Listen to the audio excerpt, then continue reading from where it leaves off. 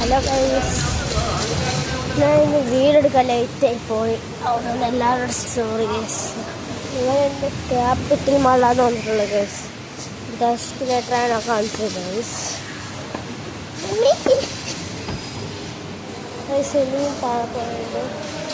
ഇനിയും താഴെ പോയിട്ട് ഇവിടെ ക്ലോസ് ചെയ്തു ഗൈസ്.